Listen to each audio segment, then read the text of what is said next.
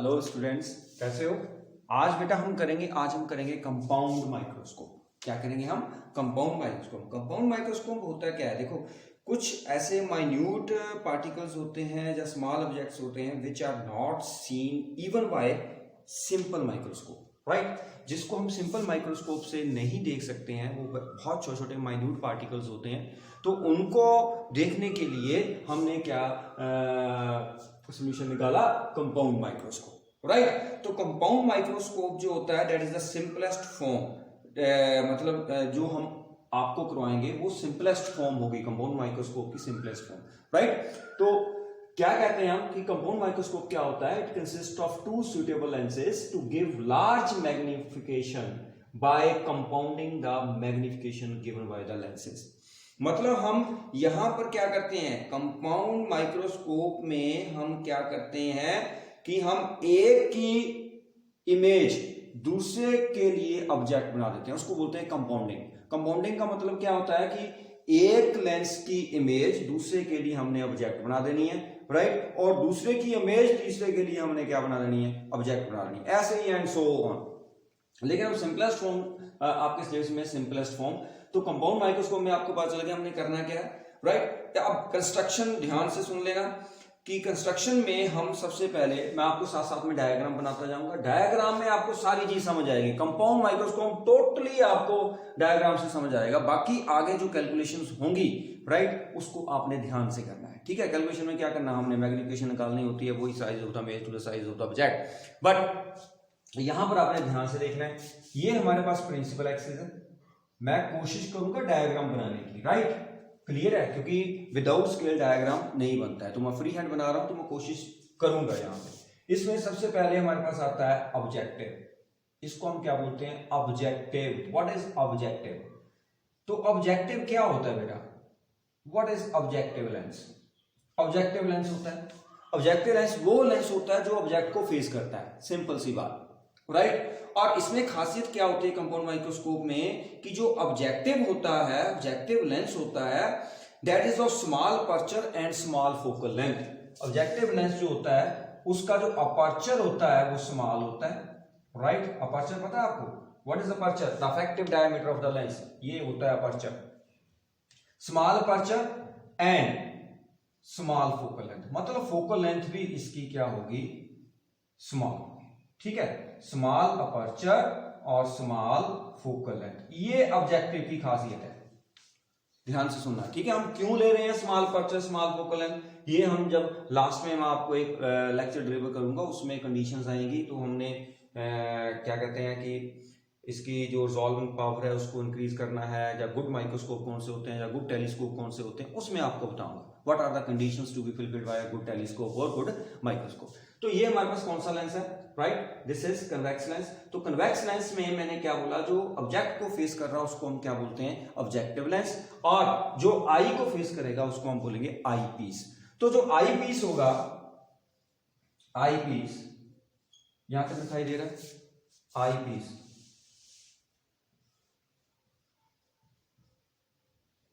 सो आई piece, PIECE, right? आई piece क्या होता है? आई पीस जो है जो आई को फेस करता है। ऑब्जेक्टिव लेंस, जो ऑब्जेक्टिव जिसको हम बोलते हैं वो ऑब्जेक्ट को फेस करता है। जब हम आई पीस की बात करते हैं तो आई पीस भी हमारे पास लेंस है, और वो लेंस को हम आई लेंस भी बोलते हैं, आई पीस भी बोलते हैं।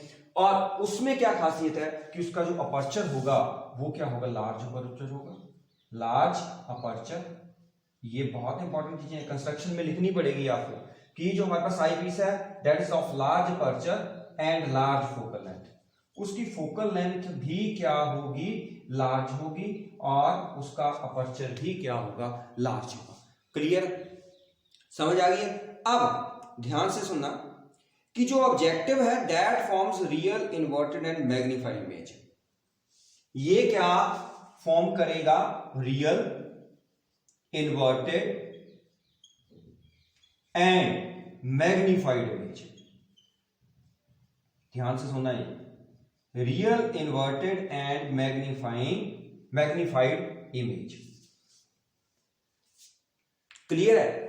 ये ऑब्जेक्टिव का काम है। ऑब्जेक्टिव ने जो ऑब्जेक्ट की इमेज बनानी है वो रियल बनानी है, इन्वर्टेड बनानी है और क्या बनानी है, मैग्नीफाइड इमेज बनानी है।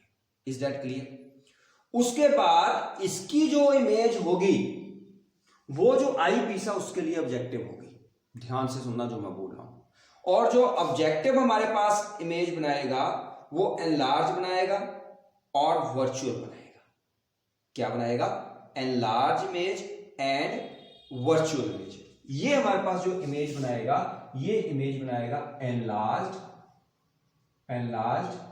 और एंड वर्चुअल। ठीक है, एनलार्ज और वर्चुअल इमेज बनेगी। इसको नोट करना है आपने जो मैं अभी बोल रहा हूं, क्योंकि बाद में मैंने इसको क्या कर देना है, इरेज कर देना है। ठीक है, मतलब कंस्ट्रक्शन में मैं आपको बता रहा हूं, कंस्ट्रक्शन में हमारे पास क्या होता है कि सबसे पहले हमारे पास एक प्रिंसिपल एक्सिस होगी, they are coaxially mounted on the principal axis, right. मतलब कोएक्सियली माउंटेड मतलब दोनों का ऑप्टिकल सेंटर जो है वो प्रिंसिपल एक्सिस के ऊपर होगा। ठीक है, और ऑब्जेक्टिव की क्या खासियत है कि इसका अपर्चर क्या होगा, स्मॉल, फोकल लेंथ क्या होगी, स्मॉल, इसलिए मैंने छोटा लिया यहाँ पे, राइट। दूसरी बात, ये जो इमेज बनाएगा ऑब्जेक्ट की वो क्या बनाएगा, रियल बनाएगा, इन्वर्टेड बनाएगा और मैग्नीफाइड इमेज बनाएगा। क्या बनाएगा, real, inverted and magnified image. उसके बाद जो हमारे पास आई पीस होगा, आई पीस जो है वो हमारे पास जो होगा उसकी क्या खासियत है, लार्ज अपर्चर होगा, लार्ज फोकल लेंथ होगी, और वो जो इमेज बनाएगा वो एनलार्ज बनाएगा और वर्चुअल बनाएगा। लेंस वर्चुअल इमेज कब बनाता है ये बता दो मुझे। वर्चुअल और इरेक्ट भी इमेज बनती है उसकी। लेंस जो है वर्चुअल और इरेक्ट इमेज कब बनाता है, ध्यान से सुनना, वर्चुअल और इरेक्ट कब बनाता है, जब हमारे लेंस के ऑप्टिकल सेंटर और फोकस के बीच में क्या होता है, ऑब्जेक्ट होता है। अब सारी बातें, सारा प्रिंसिपल आपको अभी समझ आ जाएगा, ध्यान से सुनना।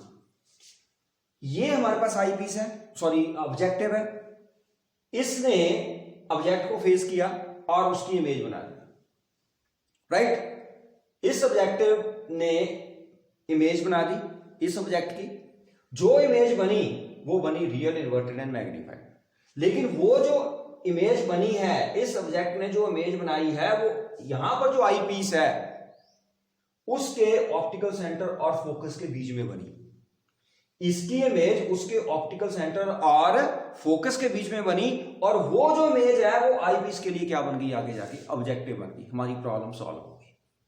मतलब इसकी इमेज इस आई पीस के ऑप्टिकल सेंटर और फोकस के बीच में बनी है, और वो इमेज इस आई पीस के लिए क्या बन जाएगी, ऑब्जेक्टिव बन जाएगी। यही प्रिंसिपल है हमारे पास। Okay, clear? ये आपने नोट करना है, कर लो अगर आपने स्क्रीनशॉट लेना है। उसके बाद फिर हम स्टार्ट करेंगे, और जैसे ही हम साथ साथ में करते जाएंगे आपको समझ आता जाएगा। डन? ओके, तो अब ये बात पता चल गई आपको कि किसका अपर्चर लार्ज है, किसका अपर्चर कम है, क्योंकि जब हम एस्ट्रोनॉमिकल टेलीस्कोप करेंगे ना बेटा, उसमें जो उल्टा हो रहा है काम, तो इसलिए बिल्कुल ध्यान से सुनना है जो मैं बोल रहा हूं। ठीक है, ये हम कर रहे हैं कंपाउंड माइक्रोस्कोप। कंपाउंड माइक्रोस्कोप मैंने आपको बताया, माइन्यूट पार्टिकल्स, बहुत छोटे पार्टिकल, उसको हम क्या करेंगे, अगर हमने उसको देखना है, उसके ऊपर कोई रिसर्च करनी है, उसको बिल्कुल ध्यान से देखना है, तो हम कंपाउंड माइक्रोस्कोप यूज करते हैं, राइट। अब हम डायग्राम बनाने की कोशिश करते हैं। यहां पर मैं कहीं ऑब्जेक्टिव, ये इसकी ऑब्जेक्टिव इसको लिख देते हैं मैं ऊपर, ऑब्जेक्टिव समझ रही हो ना अब, दिस इज ऑब्जेक्टिव, और ये है इसका फोकस, F0 मान लेते हैं। ऑब्जेक्टिव का जो फोकस होता है उसको हम F0 मान लेते हैं। मैंने ऑब्जेक्ट यहां पर रख दिया। ध्यान से देखना बेटा, ये डायग्राम अगर आपको समझ आ गई तो आर्टिकल समझ लो। ये यहां से एक इमेज गई, सीधी जानी है, स्केल से बनानी है, मेरी टेढ़ी मेढ़ी जा रही है। ये है हमारे पास, क्या है, इसका ऑप्टिकल सेंटर है, राइट। हम इसको C1 ले लें, चलो हम इसको C1 ले लेते हैं। ठीक है, C1 ले लेते हैं, वैसे O लेते हैं इसको, हमने C1 ले लिया, कोई बात नहीं। उसके बाद जितना ये है यहां से यहां तक उतना ही यहां पर होगा, और ये कहां से पास कर गया, इधर से पास कर गया। ये बात क्लियर होगी, ये रहेगी, ये भी रहेगी। Got it? समझ आ रही है? मतलब हमारी रे जो है वो पैरेलल थी इससे, तो कहां से पास करेगी, फोकस से पास करेगी। ओके, अब एक रे ऑप्टिकल सेंटर से जा रही है यहां पर, तो यहां पर हमारी क्या बन रही है, इमेज बन रही है। ये कौन सी इमेज है बच्चा लोग बताओ, ये कौन सी इमेज है, रियल है, इन्वर्टेड है और मैग्नीफाइड है। देखो ऑब्जेक्ट से, अब ये तो ऑब्जेक्ट से थोड़ी सी बड़ी लग रही है, मतलब मैग्नीफाइड है, राइट, क्लियर। तो हमारी जो इमेज बनी है, जैसे आप स्केल से बनाओगे ना, थोड़ी सी बड़ी बनेगी। तो है तो रियल है, इन्वर्टेड है और मैग्नीफाइड है, क्लियर, समझ आ गई। अब इसको हम लिख देते हैं ए डैश बी डैश, ये हमारी इमेज बनी, राइट। अब क्या बोल रहे हैं कि हमारे पास इधर एक आई पीस है बेटा, यहां पर क्या है, एक आई पीस है और आई पीस का अपर्चर क्या है, बड़ा है, ठीक है। कोशिश की है मैंने बनाने की, चलो टेढ़ा मेढ़ा बन गया लेकिन बना तो है, ठीक। थोड़ा सा ऊपर की तरफ इसको सेट कर देते हैं, ये डन हो गया। ये हमारे पास C2 बना दी। अब ये जो आई पीस है ना, इसको हम ऑब्जेक्टिव बोलते हैं, इसको हम क्या बोलते हैं, आई पीस। ध्यान से समझना बेटा, बहुत इंपॉर्टेंट टॉपिक है, दिस इज आई पीस। तो आई पीस की जो फोकल लेंथ है, जो फोकस है वो यहां पर है, दिस इज एफ ई। ये क्या है, यहां से यहां तक, दिस इज एफ ई, समझ आ रही है। तो इसका मतलब क्या हुआ कि इसके ऑप्टिकल सेंटर के और फोकस के बीच में इस ऑब्जेक्ट की क्या बनी, इमेज बनी। जो इस ऑब्जेक्ट की इमेज बनी है इस लेंस के कारण, वो बनी है रियल बनी है, इन्वर्टेड बनी है और मैग्नीफाइड बनी है, गॉट इट, क्लियर। अब ये जो ऑब्जेक्ट, ये जो है इमेज, ये इसके लिए क्या बन जाएगा, ऑब्जेक्ट बन जाएगा। अब समझ आई, इसकी इमेज इसके लिए क्या बन गई, इसकी इमेज इसके लिए क्या बन गई, ऑब्जेक्टिव, सॉरी ऑब्जेक्ट बन गई, राइट। तो अब हम क्या करेंगे, यहां पर कंडीशन क्या है हमारे पास कि अगर कोई भी ऑब्जेक्ट हम किसी भी कन्वेक्स लेंस के फोकस और ऑप्टिकल सेंटर में रखेंगे तो उसकी जो इमेज बनेगी वो रेक्ट बनेगी, वर्चुअल बनेगी और क्या बनेगी, मैग्नीफाइड बनेगी। मेरी बात समझ आई, क्लियर है। रेक्ट बनेगी, वर्चुअल बनेगी और मैग्नीफाइड बनेगी, ठीक है। तो इसको हमने बनाना है इमेज को, तो ये थोड़ा सा डिफिकल्ट टास्क होता है। अब ये ऑब्जेक्ट बन गया ना हमारे लिए, तो इसकी रेंज आएगी, एक पैरेलल जाएगी, एक कहां से हम पास करेंगे, ऑप्टिकल सेंटर से। ये रे हमारी गई पैरेलल, डन। और ये हमारी रे गई है जो इसके ऑप्टिकल सेंटर से पास कर रही है, समझ आ गई, क्लियर है।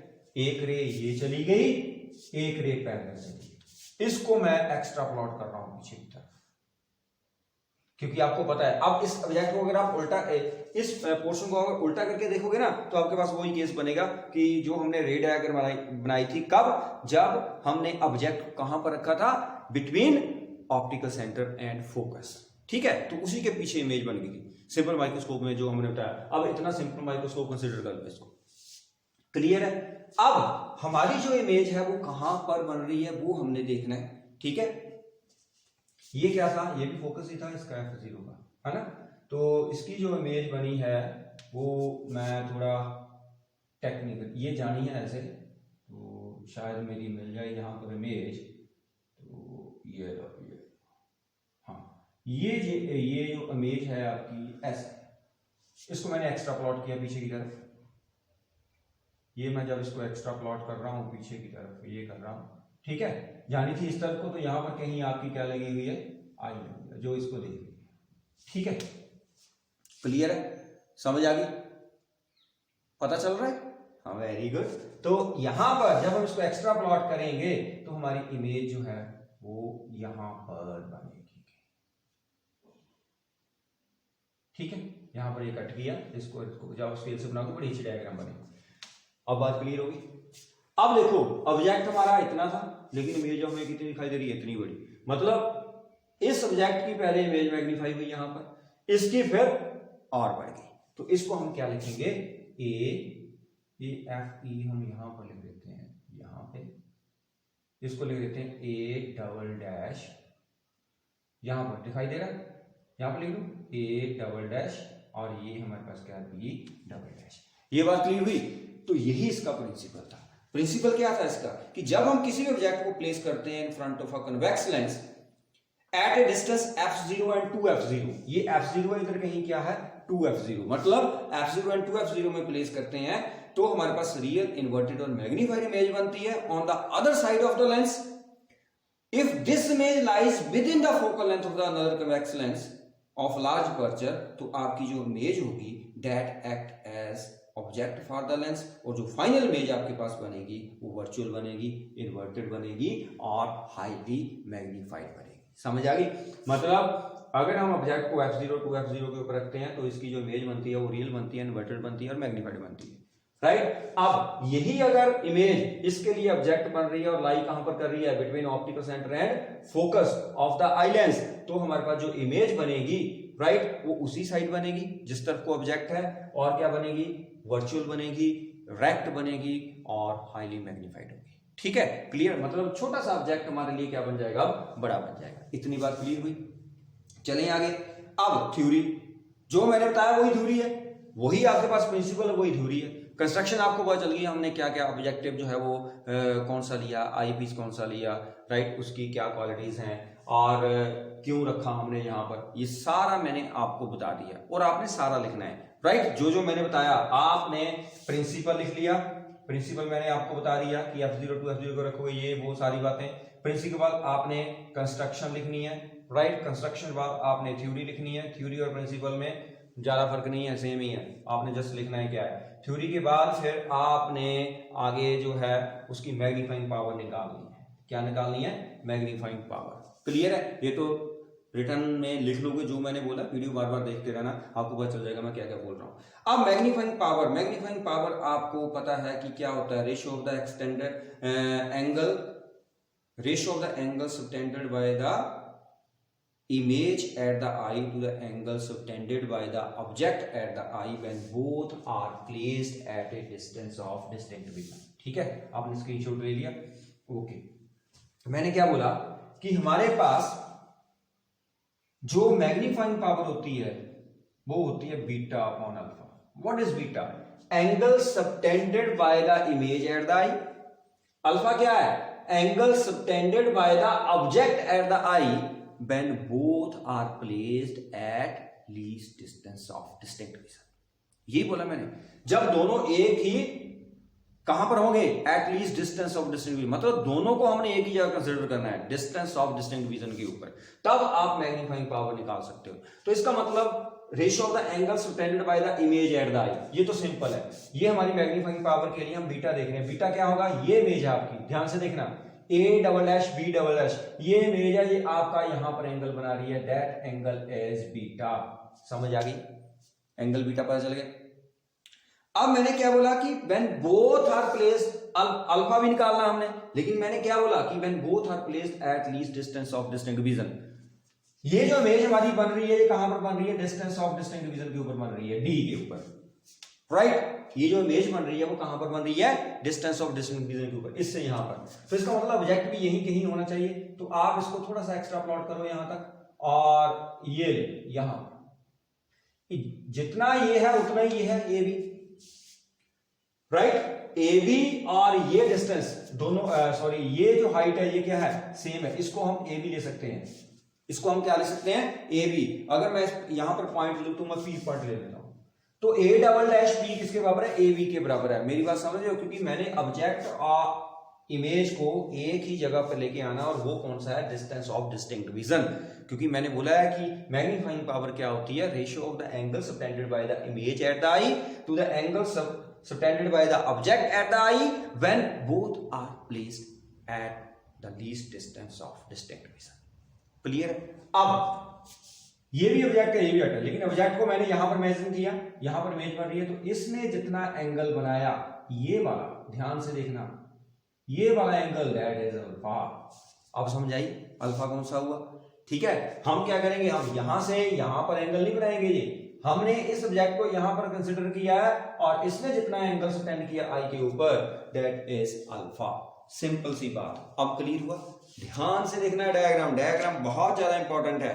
क्लियर है? तो अब मैग्नीफाइंग पावर निकालें। मैग्नीफाइंग पावर अब बीटा है, बीटा को हम क्या लिख सकते हैं? tan beta, because these angles are small, तो हम इसको क्या लिखेंगे? tan। आप लिख सकते हो अल्फा बीटा स्मॉल एंगल्स।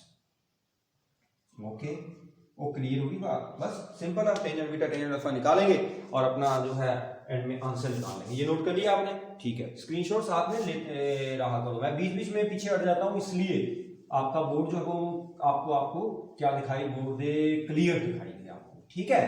तो इसलिए मैं थोड़ा पीछे हट जाता हूँ और मैक्सिमम मैं ये चाहता हूं कि आपका बोर्ड जो है वो आपके सामने रहे, कहीं आपने स्क्रीनशॉट लेना है तो मैं बीच में ना आऊं, ठीक है, इसलिए मैं साइड में रहता हूं। अब बीटा हमने निकालना है, तो बीटा किसके बराबर होगा, मैग्नीफाइंग पावर में हमने tan बीटा निकालना है। अब शाबाश, सारे बच्चे जो है वो मुझे बताएंगे कि ये बीटा जो है वो कैसे आएगा, बताओ। tan बीटा के लिए अगर हम इस ट्राइंगल में जाएं a double dash b double dash c2 में, ध्यान से देखना, a double dash b double dash c2, हम थोड़ा सा आराम से कर लें, हाँ ठीक है। इन ट्राइंगल, कौन सी ट्राइंगल है ये, right angle triangle. In right angle triangle कौन कौन सी, that is a double dash b double dash, और कौन सी है बेटा, a double dash b double dash c2। इसमें ये double dash B double dash c2, this is the right angle triangle. इसमें हमने जाना right angle triangle, okay, A double dash B double dash c2। इसमें हमने क्या निकालना है, tan बीटा निकालना है। तो tan बीटा हम निकालना क्या चाहते हैं, मैग्नीफाइंग पावर निकालना चाहते हैं। तो tan बीटा किसके बराबर होगा बेटा, perpendicular upon base. tan theta ये होता है, परपेंडिकुलर अपॉन बेस यही होता है। तो परपेंडिकुलर कितना है, A double dash B double dash, base कितना है, c2a डबल डैश। समझ आ गई, c2a डबल डैश। इतनी बात क्लियर होगी। अब चलो अल्फा फाइंड करने के लिए, तो अल्फा फाइंड करने के लिए हम ये ट्राइंगल लेंगे। इन राइट एंगल ट्राइंगल कौन सी, pa डबल डैश c2, ये pa double dash c2 right angle triangle है। तो tan अल्फा किसके बराबर होगा, बताओ शाबाश। tan अल्फा होगा आपके पास perpendicular pa double dash right over c2a double dash, यही होगा। ध्यान से देखना, ये ट्राइंगल चल रही है a double dash p c2, ये बात ओके। तो perpendicular pa double dash upon base c2a double dash, तो हमारे पास क्या बन गया ये, yes very good, tan alpha बन गया। लेकिन c2a डबल डैश है किसके बराबर है, किसके बराबर है बच्चा, c2a डबल डैश नहीं, pa double dash, pa double dash किसके बराबर है, ये और ये ab के बराबर है, as pa double dash that is equal to ab। So tan alpha किसके बराबर आ गया बेटा, ab over c2a double dash. This is equation 1, this is equation 2। अपने इक्वेशन देखते रहना, बीच में भूल जाता हूं मैं। Done, clear. अब ये हमने यहां पर पुट कर देनी है tan बीटा अपॉन अल्फा की जगह, तो करो पुट, इसको मैं अरेंज कर दूं, ओके। तो ये मैंने कर दिया साफ। अब आप मुझे ये बताओ कि हमारे पास जो मैग्नीफाइंग पावर आई वो किसके बराबर आई बच्चा लोग, tan बीटा कितना है, a double dash b double dash over c2a double dash, ठीक है। डिवाइडेड बाय tan अल्फा होगा, तो अल्फा जो है मैं उल्टा करके लिख लूं, है ना, क्योंकि डिवाइडेड बाय tan अल्फा नीचे आएगा ना, तो ये टर्म नीचे आएगी, तो मैं इसको पहले ही उल्टी करके लिख रहा हूं। तो मैं क्या लिख रहा हूं इसको, c2a double dash over ab, ऐसे ही आएगा। ध्यान से देखना, वो यही आएगा ना बच्चा, वेरी गुड।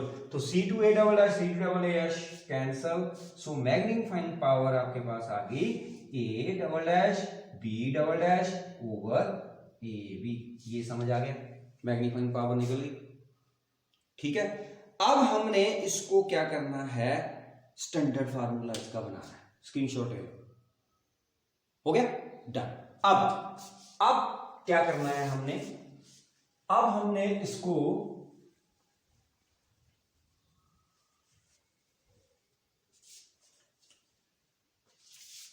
ध्यान से देखना, ये है मेरे पास magnifying power a double dash b double dash over that is a, ठीक है, यही है मेरे पास। मैंने क्या किया, इसको a डैश b डैश से मल्टीप्लाई कर दिया, a डैश b डैश से डिवाइड कर दिया। किसी को कोई प्रॉब्लम? क्योंकि a dash b dash cancel हो जाएंगे कि नहीं? Very good. तो अब हम क्या करेंगे, ध्यान से देखना, मैं इसको अलग कर रहा हूं, a double dash b double dash over a dash b dash multiply by a dash b dash over a b। बताओ क्या बना है? What is this? Size of the image to the size of the object. इसके लिए आई piece के लिए ध्यान से देखना, ये हमारा आई पीस है। आई पीस के लिए ऑब्जेक्ट क्या है? A dash B dash. Image क्या है? A double dash B double dash. तो इसका मतलब ये क्या बन गया? Size of the image to the size of the object. ये बन गई magnification for eyepiece. Okay, clear? Yes, this is magnification for eyepiece. पता चल गया? और ये क्या बन गया?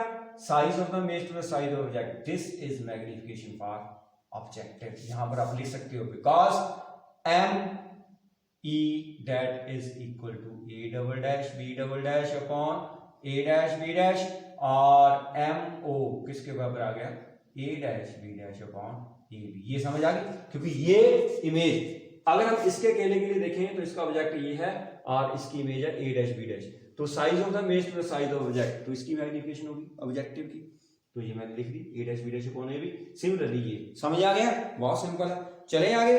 तो मैग्नीफाइंग पावर जो है वो हमारे लिए क्या बन गई? अगर आपको दोनों लेंसेज की मैग्निफिकेशन दी हुई है, you can find the magnification of the, क्या कर रहे हैं हम? ये है कंपाउंड माइक्रोस्कोप, राइट? इतनी बात क्लियर होगी। चलो अब हम करते हैं डिटर्मिनेशन ऑफ M0।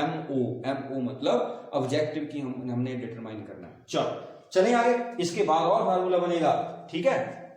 तो ये फार्मूला हम यहां पर ले देते हैं, इसको मिटा देते हैं।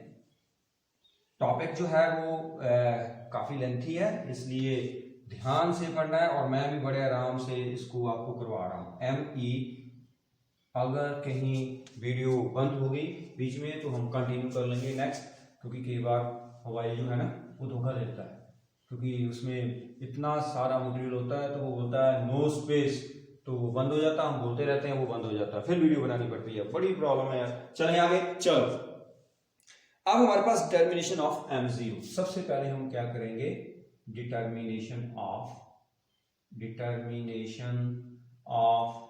M0। M0 को हमने डिटरमाइन करना। What is M0? That is the magnification of the objective. तो वो क्या थी हमारे पास? हमने क्या निकाली? M0 that is equal to A dash B dash upon AB। यही निकाली हम, A dash B dash upon AB। यही M0 हमारे पास। तो आपको पता है कि ये होती किसके बराबर है? V upon U। मैग्निफिकेशन किसके बराबर होती है? लेंस के केस में मैग्निफिकेशन किसके बराबर होती है? V upon U। अब हम क्या करेंगे, ध्यान से सुनना, कि हमारे पास जो ऑब्जेक्टिव ये है, यहां से ये, दिस इज U0, और इसकी जो इमेज बन रही है वो कहां पर बन रही है? B0। ये यहां पर बन रही है, ये A डैश B। क्लियर है? तो इसका मतलब ये माइनस है और ये क्या प्लस। अब मैंने क्या बोला कि जब हम फार्मूला ड्राइव करेंगे तब हम साइन कन्वेंशन जरूर लगाएंगे, लेकिन जब हम फार्मूला कहीं अप्लाई कर रहे हैं, न्यूमेरिकल निकाल रहे हैं, तो वहां पर हम साइन कन्वेंशन तभी लगाएंगे अगर हमारे पास वो क्वांटिटी दी हुई है, राइट? वो फिगर हमें दी हुई है, वहां पर कुछ ना कुछ दिया होगा कि ये इतना है, तब लगाएंगे। अदरवाइज वो जब हम, मान लो आपने V0 निकालना, तो V0 आपने पहले, या U0 निकालना, इसको पहले थोड़ा नेगेटिव करना आपने, ये अपने आप ही अपीयर होगा वहां पे, ठीक है? मैंने आपको न्यूमेरिकल में पहले बताया हुआ था। तो यहां पर V अपॉन U है। V अपॉन U का मतलब क्या हुआ कि ये V जो है ये कितना है? ध्यान से सुनना, V अपॉन U है ना, तो यहां पर V0 है, V0 पॉजिटिव है और U0 क्या है? नेगेटिव। आप समझ आ गए? तो मैग्निफिकेशन हमारे पास कितनी आ गई? Minus V upon 0। किसकी? ऑब्जेक्टिव की। क्लियर है? समझ आ गई? उसके बाद आया determination of ME। Determination of, ये क्वेश्चन कौन सी आई? 3। Very good. Determination of ME। Clear? अब हमने ME मतलब magnification of eyepiece. What is ME? That is magnification of eyepiece. वो किसके बराबर है? ME that is equal to A double dash निकाला था, B डबल डैश अपॉन क्या निकाला था? A dash B dash. ये भी क्या होगा? B अपॉन U होगा। लेकिन इसके लिए हमने आई पीस वाला काम करना है। ओके, तो अब हम इसके ऊपर क्या करेंगे, इसकी जो इमेज बन रही है, इसकी यहां पर फाइनल इमेज बन रही है, ये यहां से ये, इसको हम लेंगे v। क्या लेंगे इसको, v, क्योंकि फाइनल इमेज बन गई है हमारी, तो हम फाइनल इमेज को v लेते हैं। और ये जो ऑब्जेक्ट है यहां पर, ये इसका ऑब्जेक्ट है, तो इसको हम लेंगे ue, छोटा सा e बना देंगे नीचे, ताकि हमें पता चल जाए कि ये किसका डिस्टेंस है ऑब्जेक्ट का, ue मतलब e मतलब आई पीस। क्लियर है, इसको हम ue लेंगे। अब ध्यान से देखो कि ये हमारा ऑब्जेक्ट है और ये डिस्टेंस इधर है, इस तरफ को, हमारी रे इस तरफ को जा रही है, डिस्टेंस इस तरफ को, इसका मतलब दोनों क्या आएंगे, नेगेटिव आएंगे। तो हम क्या लिखेंगे यहां पर, v की जगह माइनस v ही आ जाएगा, u की जगह क्या आ जाएगा, माइनस u ही।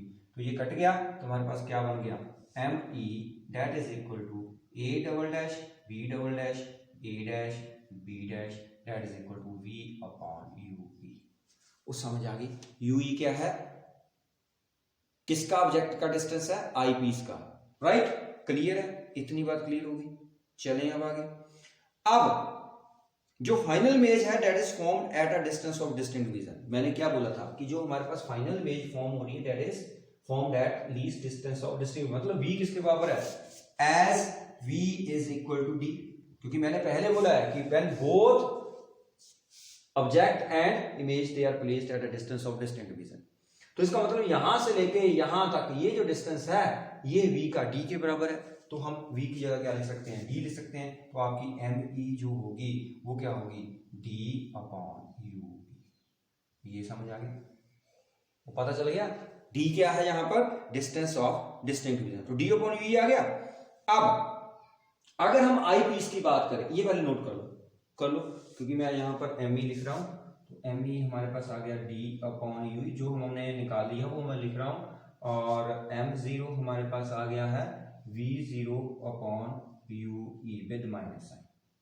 ठीक है, क्लियर, ये हमने लिख लिया, तो स्क्रीनशॉट ले लो, डन। चलो अब हम बोलेंगे फॉर आई पीस। अब d अपॉन u, इसको भी आगे सिंप्लीफाई करना है हमने, ठीक है, मतलब जो जो आपको चीजें न्यूमेरिकल में दी हुई हैं उसके अकॉर्डिंग मैं आपको सारे फार्मूलाज जो हैं वो बता दूंगा यहाँ पे। तो धीरे धीरे आर्टिकल जिसको आ गया वो सारे क्वेश्चन कर लेता है। आपको बोलते हैं, अब मैंने सुना है बच्चे कह रहे हैं कि हमें न्यूमेरिकल नहीं कराते तो हम फेल हो जाएं।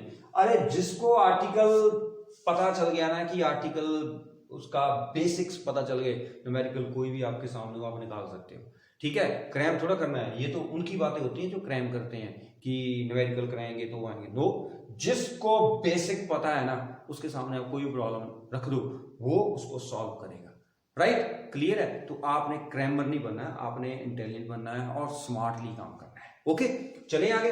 अब है हमारे पास की for an eyepiece, for an eyepiece. तो आई पीस के लिए मैं, ध्यान से सुनना, आई पीस के लिए जब आई लेंस हम बात करते हैं तो अगर हम उसके ऊपर लेंस फार्मूला लगाएंगे, लेंस फार्मूला लगाते हैं, लगाओ लेंस फार्मूला आई पीस के लिए। क्या फार्मूला होता है, -1 upon u plus 1 upon v that is equal to 1 upon f. यही लेंस फार्मूला होता है, बता दो, यही होता है। तो यहां पर आई पीस के लिए यू किसके बराबर है, यू ई। यू किसके बराबर है, यू ई मतलब माइनस यू ई, यही है ना, u किसके बराबर है, माइनस यू ई। और आपके पास v किसके बराबर है, ये डिस्टेंस कितना है, दैट इज d, लेकिन हम माइनस d लेंगे क्योंकि वो लेंस के इस तरफ को है। ये वैल्यू सारे पुट कर दो, राइट। और जो f है वो किसके बराबर है, f e के बराबर है, राइट। f e मतलब focal length of the eyepiece. आपको पता है कि कन्वेक्स लेंस की फोकल लेंथ हमेशा क्या होती है, पता है आपको। ओके, चलें आगे। तो क्या बन गया, -1 अपॉन यू ई, ये माइनस लग गया साथ में, प्लस 1 अपॉन वी की जगह माइनस डी, ये बन गया 1 अपॉन एफ ई।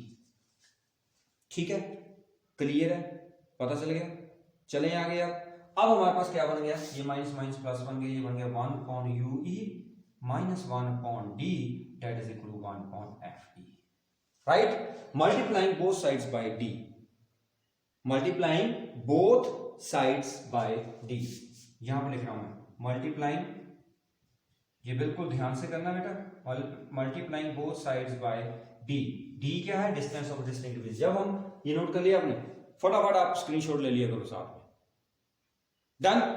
चलो अब हमने बोथ साइड्स जो है वो डी से आई पीस के लिए ही कर रहे हैं सारी कैलकुलेशन। तो जब हमने इसको डी के साथ मल्टीप्लाई किया तो हमारे पास क्या बन गया, d upon u e minus d over d, right, that is equal to d over f e. ये डी डी कैंसिल, तो क्या बन गया, d upon u e minus 1 that is equal to d over f e. Clear है, सही है, कहीं गलती होगी तो बता देना मुझे। तो d over u e that is equal to, ये 1 उधर जाके प्लस बन जाएगा तो 1 plus d upon f e बन जाएगा। तो डी अपॉन यू की वैल्यू हमने निकाल दी कि नहीं, डी अपॉन यू किसके बराबर आ गया, 1 प्लस डी अपॉन एफ ई। मतलब यहां पर जब हम आई पीस की कैलकुलेशन, एक तो ये आ गया आपके पास फार्मूला, ये आ गया मैग्निफिकेशन, इसको आप मल्टीप्लाई कर सकते, सीधा इसको इसके साथ मल्टीप्लाई करो तो भी आपके पास फार्मूला बन गया। लेकिन डी अपॉन यू ई, अगर यू ई नहीं है आपके पास, एफ ई दिया हुआ है, तो हम वो भी फार्मूला बना सकते हैं। तो हमारे पास क्या बना, जो फाइनल एक्सप्रेशन है, ध्यान से सुनना, फाइनल एक्सप्रेशन जो हमारे पास बना वो क्या बना, बिल्कुल ध्यान से, जो मैग्नीफाइंग पावर होगी वो किसके बराबर होगी, एम ई कितना है, d upon u e, m zero कितना, वी जीरो, हम यहां पर लिखेंगे, ऐसे लिख देता हूं, m zero into m e, ठीक है। फाइनल एक्सप्रेशन ऊपर लिख दूं, हाँ, इसका स्क्रीनशॉट ले लिया, ओके डन। तो अब हम फाइनल एक्सप्रेशन लिखेंगे। तो फाइनल एक्सप्रेशन जो होगा वो होगा magnifying power of a microscope. कौन सा microscope, compound microscope. M zero की जगह हम क्या लिखेंगे, minus v zero upon u e, और यहां पर एम ई की जगह हम क्या लिखेंगे, डी अपॉन यू ई नहीं है हमारे पास, डी अपॉन यू ई हमने कितना निकाला हमने D upon u e, that is 1 plus d upon f ई, है ना, हम यहां पर ही लिख सकते हैं 1 plus D over f e, ये भी लिख सकते हैं डी अपॉन यू ई को। तो डी अपॉन यू की जगह हम क्या लिखेंगे, 1 plus D over f E. So this is your magnifying, this is the final expression. Clear, चलें आगे। उसके बाद कहता when the final image is formed at infinity. अब क्या मैंने बताया कि when the final image is formed at infinity, when the final image is formed at infinity. तो जब आपकी फाइनल इमेज इंफिनिटी के ऊपर फॉर्म होगी तो क्या होगा बेटा, तो आपके पास एम ई जो होगा वो क्या है, डी अपॉन एफ ई। क्यों, क्योंकि आपकी जो फाइनल इमेज है वो इंफिनिटी के ऊपर बन रही है। तो मतलब क्या हुआ, अगर आपकी फाइनल इमेज इंफिनिटी के ऊपर बन रही है तो हमारे पास डी एम ई, मैग्निफिकेशन आई पीस, क्या होता है, डी अपॉन एफ ई, यही होगा। क्यों, ये मैंने डी अपॉन एफ ई क्यों लिखा मैंने, कि अगर आपकी फाइनल इमेज इंफिनिटी के ऊपर हो रही है तो हम डी अपॉन एफ ई लिखेंगे।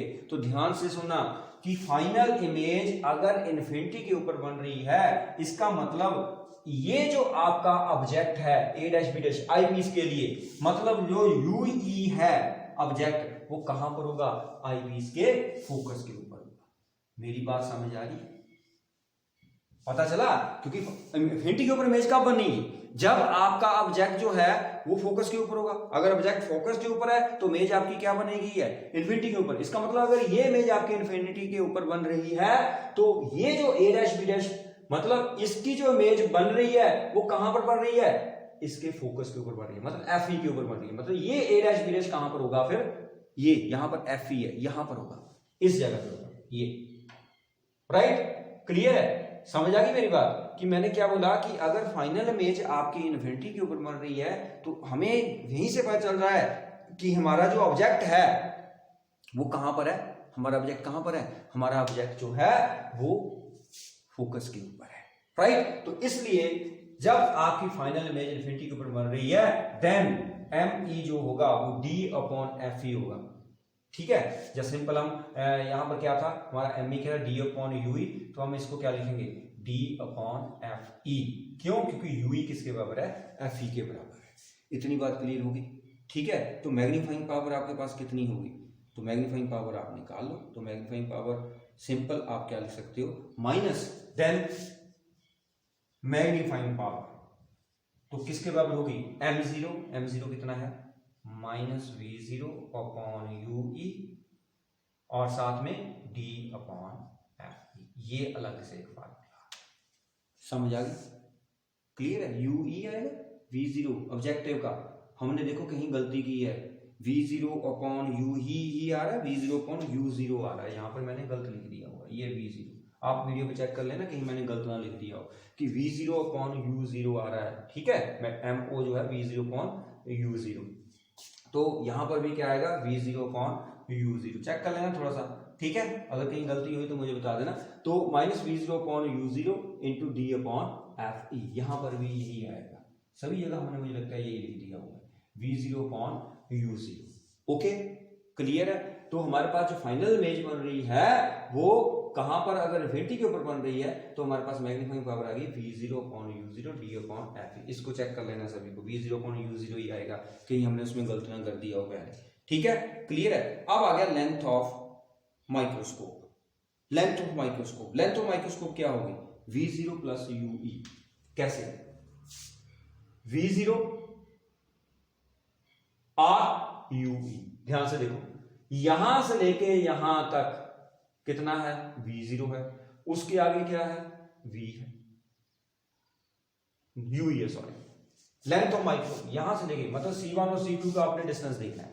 जब आप ये नोट कर लिया आपने, स्क्रीनशॉट ले लो, ओके। तो मैंने बताया ये जो गलती है यहां पर हमने u लिख दिया, u0 लिखना है, ध्यान से देखना, ठीक है, तो उसको ठीक कर लेना पीछे से, तो अगर कहीं मैंने u0 नहीं लिखा है तो आपने u0 लिख देना। तो चलें आगे, अब हमने क्या करना है, अब हमने लेंथ ऑफ माइक्रोस्कोप निकालनी है, लेंथ ऑफ माइक्रोस्कोप। जब हम लेंथ ऑफ माइक्रोस्कोप निकालेंगे तो वो किसके बराबर आएगी, जो लेंथ ऑफ माइक्रोस्कोप है वो किसके बराबर आएगी, मैंने बोला कि c1 और c2 का डिस्टेंस आपने देखना है, दिस इज द लेंथ। तो यहां से लेके यहां तक देखो आप, एक तो ue इतना है, उससे आगे ये डिस्टेंस कितना है, यहां से लेके यहां तक, that is v0।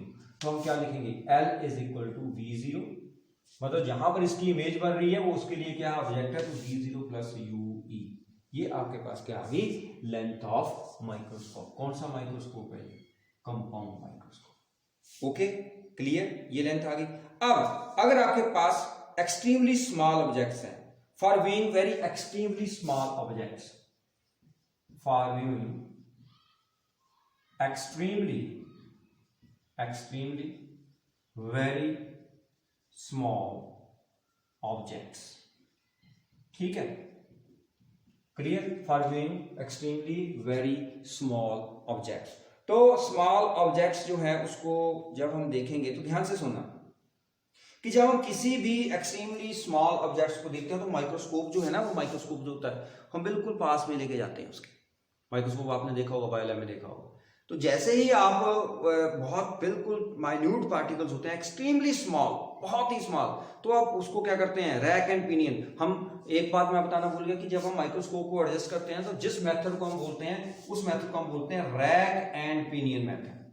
Rack and pinion method, simple सी बात, तुक्का लगाते हैं, कभी उसको आगे पीछे करते हैं, ऐसे करते हैं आगे पीछे, कभी हम लेंस को आगे करेंगे कभी पीछे करेंगे, जब तक हमारी इमेज जो है वो हमें बढ़िया दिखाई नहीं देती है, ठीक है, उसको बोलते हैं रैक एंड पिनियन मेथड, ठीक है, मतलब तुक्के के साथ उसको भी बोलते हैं रैक एंड पिनियन मेथड। तो हम उसको एडजस्ट करते हैं, जो अरेंजमेंट होता है वो रैक एंड पिनियन अरेंजमेंट होता है इसको एडजस्ट करने का, बाकी कोई वो नहीं है हमारे पास, ठीक है। हम इसको आगे पीछे करेंगे, एडजस्ट करेंगे, आप भी माइक्रोस्कोप को देखना को वो ऐसे ऐसे घुमाते रहते हैं, फिर ऊपर नीचे करते हैं, कब तक, जब तक आपको इमेज जो है वो बढ़िया दिखाई नहीं देती। तो अब मैं क्या बोल रहा हूँ, for viewing extremely very small objects, तो हम क्या करते हैं, जो माइक्रोस्कोप है उसको हम इस ढंग से एडजस्ट करते हैं कि जो ऑब्जेक्ट है that lies very close to focus of the objective lens, मतलब इस केस में u0 जो होगा वो f0 के बराबर होगा। मतलब सिंपल सी बात है कि ऑब्जेक्ट जो है वो कहां पर लाई करेगा, क्योंकि बहुत छोटा ऑब्जेक्ट है, बहुत छोटा ऑब्जेक्ट है, तो हम उसको क्या करते हैं, हम कोशिश करते हैं कि वो ऑब्जेक्ट जो है वो लेंस के फोकस के ऊपर आ जाए। तो जब लेंस के ऊपर फोकस के ऊपर आएगा तो उसकी इमेज क्या बनेगी, इनफाइनाइट इमेज बनेगी, इनफाइनाइटली लार्ज बनेगी इमेज, राइट। तो इसलिए हम उसको फोकस के पास एडजस्ट करते हैं। तो इसका मतलब क्या है कि अगर हमारे पास बहुत ही स्मॉल ऑब्जेक्ट्स हैं, for being extremely very small objects, हम क्या करेंगे, u0 को क्या बना देंगे, f0 बना देंगे। ठीक है, क्लियर है। तो जो आपकी इमेज बनेगी, image that is formed very close to the eye lens, तो जो आपकी ये इमेज बनेगी ना, ये image that is very close to the eye lens. समझ आ रही है? क्यों? क्योंकि हमारे पास अगर ऑब्जेक्ट फोकस के ऊपर, तो इमेज कहां पर बनती है, इन्फिनिटी के ऊपर बनती है, मतलब हमारी इमेज जो है वो बहुत लार्ज होगी। क्लियर? तो जब हम कंपाउंड माइक्रोस्कोप में ये करते हैं तो हम क्या बोलते हैं कि अगर, मैंने ये नहीं बोला कि फोकस के ऊपर लाई करेगा, that lies very close to the focus, focus के ऊपर लाई करेगी तो हमारी इमेज जो है वो हमें इतनी अच्छी दिखाई नहीं देगी, वो ब्लर दिखाई देगी। ठीक है, तो मैंने क्या बोला कि अप्रोक्सीमेटली u0 जो है वो किसके बराबर हो जाता है, f0 के बराबर। की जब आपका ऑब्जेक्ट जो है बहुत स्मॉल है तो हम इसको इस ढंग से एडजस्ट करते हैं by rack and pinion method, कि हमारा जो ऑब्जेक्ट है वो फोकस के पास आ जाए, मतलब हमारा जो u0 है वो अप्रोक्सीमेटली किसके बराबर हो जाए, f0 के बराबर। तो जो हमारी इमेज बनेगी, इसकी image that lies very close to eye lens, मतलब आई लेंस के बिल्कुल क्या हो जाएगी, वो क्लोज हो जाएगी। जब आई लेंस के बिल्कुल क्लोज हो जाएगी तो इसका मतलब जो distance of the objective and eyepiece है that is equal to length of the microscope. ठीक है, तो मतलब क्या होगा, तो ये जो इनके बीच का डिस्टेंस होगा वो किसके बराबर हो जाएगा, लेंथ ऑफ माइक्रोस्कोप। मतलब अगर हम स्मॉल ऑब्जेक्ट को मेजर कर रहे हैं तो u0 को हम क्या कंसीडर करेंगे, f0 कंसीडर करेंगे, और जो l होगा वो किसके बराबर होगा, v0 के बराबर हो जाएगा। l किसके बराबर हो जाएगा, v0। क्यों? क्योंकि मैंने बोला कि जब ये ऑब्जेक्ट इसके बिल्कुल क्लोज होगा तो हमारी जो इमेज बनेगी वो इस लेंस के बिल्कुल पास बनेगी, मतलब यहां से लेके यहां तक डिस्टेंस किसका होता है, इसकी इमेज का डिस्टेंस यहां से v0 होगा, तो इसलिए मैंने l को क्या बना दिया, v0 बना दिया। समझ आ गई? ये भी पॉइंट आपका बहुत ही इंपॉर्टेंट है, इसको बिल्कुल ध्यान से आपने सुनना है। ठीक है, समझ आ गई कि अगर हमारे पास स्मॉल ऑब्जेक्ट है तो u0 अप्रोक्सीमेटली f0 के बराबर हो जाएगा, और length of microscope, compound microscope, what is l is length किसकी है, लेंथ ऑफ कंपाउंड माइक्रोस्कोप। ठीक है, तो वो किसके बराबर हो जाएगी, l is equal to v0। उस टाइम आपकी जो मैग्नीफाइंग पावर होगी, हम क्या करेंगे, v0 को क्या कर देंगे, l कर देंगे। तो मैग्नीफाइंग पावर हमने निकाली हुई है, कितनी निकाली थी magnifying power, minus v0 upon कितनी निकाली थी, u0, ऐसे निकाली थी ना, minus v0 upon u0 1 plus d upon कितना निकाला था, fe, यही निकाला था। और ये निकाला था ना, जो हमने मैग्नीफाइंग पावर निकाली थी वो इतनी निकाली थी, v0 upon u0 1 plus d upon fe।